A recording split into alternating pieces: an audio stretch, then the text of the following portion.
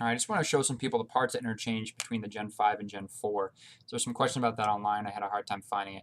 This is a Glock 35 Gen 4 40 with a 9mm conversion barrel in it. And you can see on here I've got the Magpul Magwell. I actually like that a lot. Works pretty well, especially for the price point. It's pretty cheap. So the trigger that I've got in here is actually out of the Gen 5.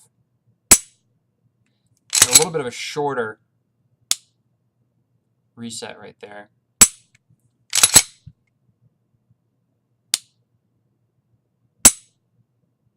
I like it a lot. It's actually a lot smoother, a lot shorter, about the same pound pull as what the old one was, the actual Gen 4 parts. So I'll show you guys what I changed internally. Right here you can look. You'll see the trigger housing out of a Gen 5. And again, this is a Gen 4 frame. And the ejectors are the same, Gen 4 and Gen 5. This is a 9mm ejector. I need to buy some parts to convert this to a 9mm. It wasn't extracting and ejecting reliably. So I decided to buy those, and why not buy the Gen 5 parts while I was at it and see what fit. So that's the same. The connector that's in here is the same. The trigger with trigger bar is out of a Gen 5. That's got to be used to fit with that trigger housing. But the actual trigger shoe itself is the one off of my Gen 4. You can see right there I used an eyeglass screwdriver and I tapped out that blind pin. You can see the blind pin right there. Tap that out and I just put in my Gen 4 trigger shoe. That's all I did for the lowers as far as changing out to Gen 5 parts. That's all that fit. And here for the slide, this is the 9mm spring out of a Gen 4. Gen 5 spring doesn't fit. I'll use my Lone Wolf barrel.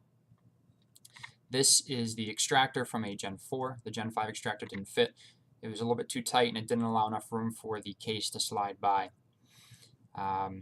That's all that seemed to work. That Gen 5 one, for some reason, like I said, just didn't quite fit in there. I wasn't able to get that to work. You see the rear slide cover plate here, that's a Gen 5 one, so that it will actually fit past all the trigger mechanism housing.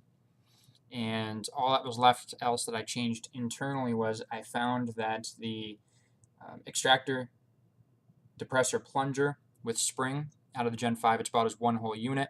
That worked in this Gen 4 slide, and it had the same spring-loaded bearing, that black spring-loaded bearing that's used in the 9mm Gen 4s. It came with that same one. So I just used that whole thing, the whole unit that came, and it worked fine.